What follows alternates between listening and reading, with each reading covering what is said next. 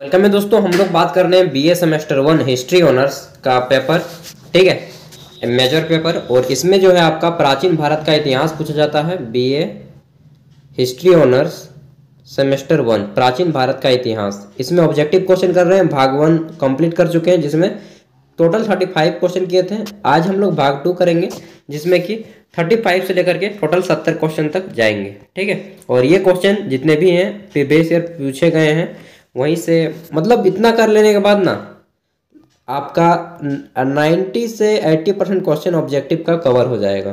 तो आइए, कल यहाँ तक कंप्लीट हो गया था कि जैन धर्म के 3 सिद्धांत है जिसको त्रिरत्न कहा जाता है, ठीक है।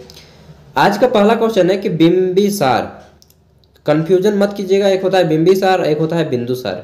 तो बिंबिसार किस कुल का राजा था? तो बिंबिसार जो था हर्यक वंश का राजा, और बिंदुसार था मौर्य वंश का। मौर्य वंश, बिंदुसार, बिंबिसार, हर्यक वंश, ठीक है। आगे देखते हैं। तो क्वेश्चन है, निम्नलिखित राजाओं में से कौन प्रीतमता था? प्रीतमता था यानी कि पिता की हत्या करने वाला था, ठीक है। तो अजात शत्रु इसका राइट आंसर हो जाएगा, अजात शत्रु। आगे देखते हैं 38 नंबर क्वेश्चन। तो इसमें पूछा गया है कि नंद राजा किस जाति के थे? तो नंद राजा किस जाति के थे? वे शूद्र जाति के थे, शूद्र। 39 नंबर क्वेश्चन देखते हैं। तो इसमें पूछा गया है कि पुष्यमित्र किस वंश के शासक की हत्या करके राजा बना था? तो दोस्तों पुष्यमित्र जो है शुंग, ये शुंग वंश के संस्थापक थे और मौर्य वंश के राजा की हत्या करके ये राजा बने थे। 40 नंबर क्वेश्चन देखिए, 40 नंबर। इसमें पूछा गया है कि शुंग शासक कौन थे? तो शुंग शासक जो थे वे ब्राह्मण थे, मूल रूप से ब्राह्मण जाति के थे। 41 नंबर है, 41 नंबर। इसमें पूछा गया है कि किस शुंग शासक के लिए सेनापति शब्द का प्रयोग किया गया है? तो पुष्यमित्र शुंग के लिए सेनापति शब्द का प्रयोग किया गया है और ये ब्राह्मण जाति के थे। 42 नंबर है कि कुषाण मूल निवासी कहाँ के थे? तो कुषाण जो थे ये गोबी प्रदेश के मूल निवासी थे, ठीक है। 43 नंबर देखते हैं। तो इसमें पूछा गया है कि कनिष्क की तिथि क्या है? तो कनिष्क की तिथि मतलब कि कनिष्क की जन्म तिथि। तो 78 ईस्वी को कनिष्क की जन्म तिथि माना जाता है, ठीक है।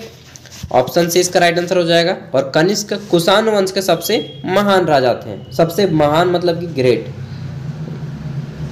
44 नंबर, कनिष्क के कनिष्क ने स्थापना की थी, किसकी स्थापना की थी? तो दोस्तों कनिष्क ने शक संवत की स्थापना की थी और यही शक संवत जो भारत का राष्ट्रीय संवत है, ठीक है। आगे देखते हैं। तो क्वेश्चन है, कनिष्क द्वारा स्थापित संवत को किस संवत कहा जाता है? शक संवत कहा जाता है, क्योंकि कनिष्क ने जो स्थापना किया संवत उसे शक संवत कहा जाता है। क्यों कहा जाता है भाई? तो इसके पीछे है कि कनिष्क क्या थे? शक थे, ठीक है। और शक जो है अपनी संवत की स्थापना की तो इसे शक संवत कहा गया। अभी भारत का राष्ट्रीय संवत शक संवत है और शक संवत के अकॉर्डिंग हम लोग बोलते हैं ना, चैत बैसाख जेठ आषाढ़ सावन भादन आश्विन कार्तिक अगन पूस माघ फागुन चैत, ये सब फिर से आता है, बस यही सब है शक संवत।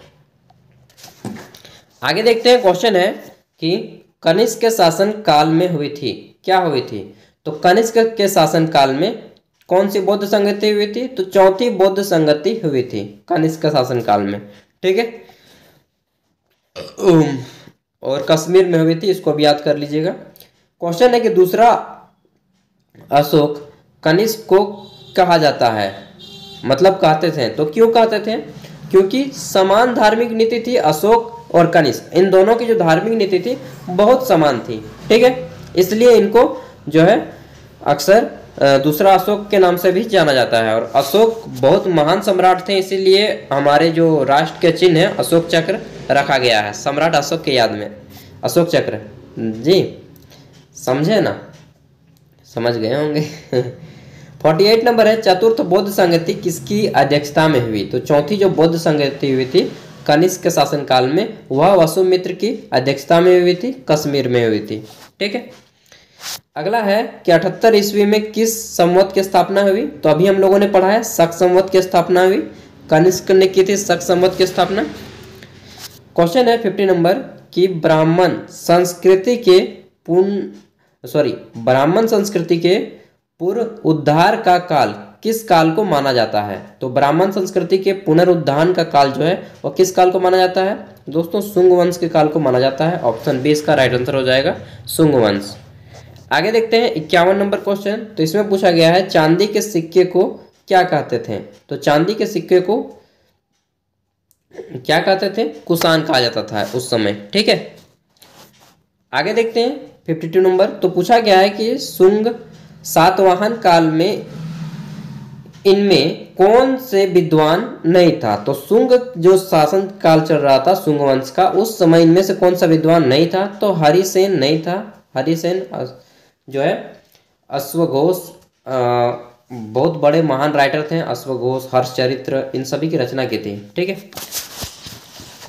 और वान भट्ट के दरबारी कवि थे, वान भट्ट के दरबारी कवि थे हरिसेन।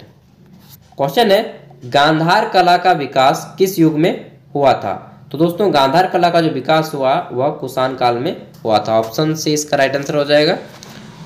54 नंबर है कि संगम किस भाषा का शब्द है?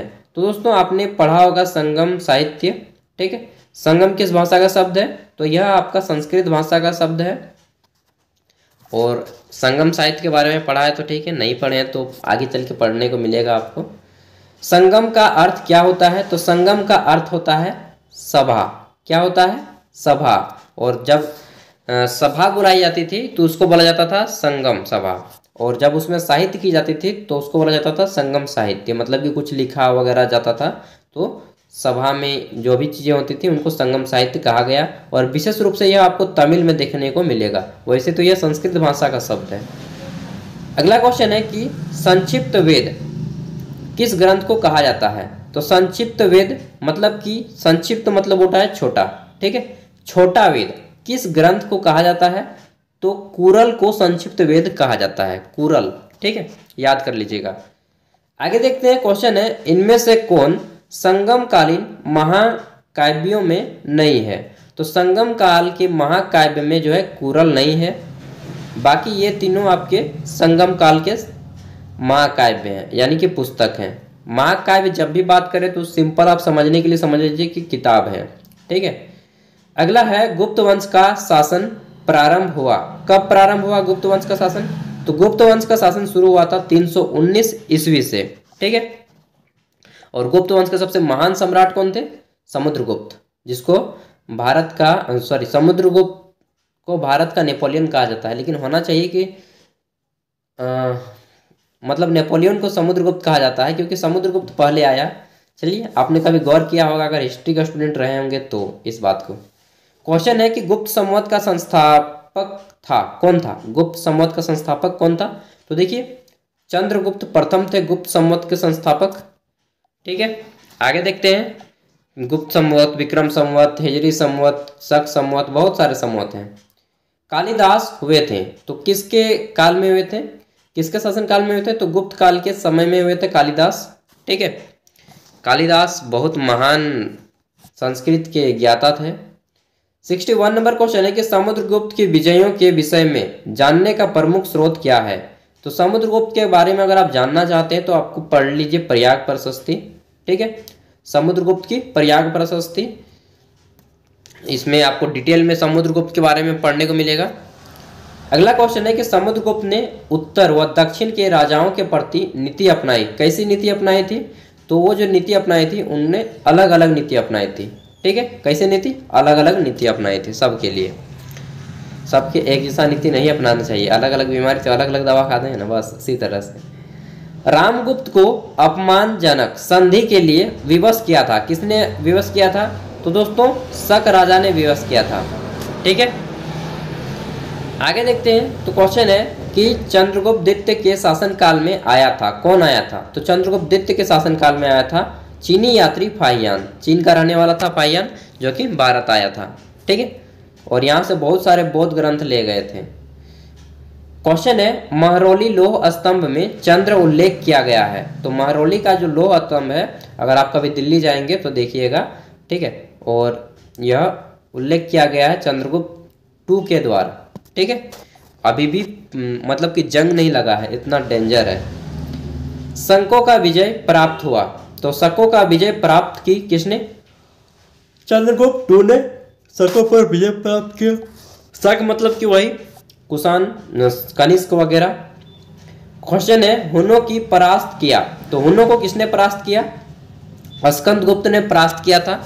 अगला क्वेश्चन है कि भीतरी अभिलेख में वर्णन है, किसका उल्लेख है?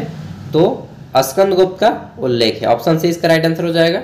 और अंतिम क्वेश्चन है 69 नंबर, समुद्रगुप्त को भारतीय नेपोलियन किसने कहा?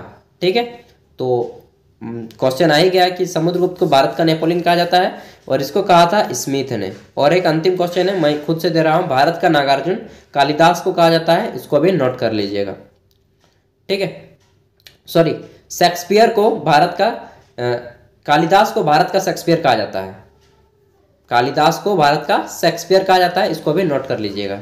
ठीक है, तो चलिए बस इतने ही क्वेश्चन कर लीजिए, आपका एग्जाम डेफिनेटली सब बहुत अच्छा जाएगा। और प्रीवियस ईयर क्वेश्चन पेपर मैंने अपलोड कर ही दिए हैं, आप देख लीजिएगा।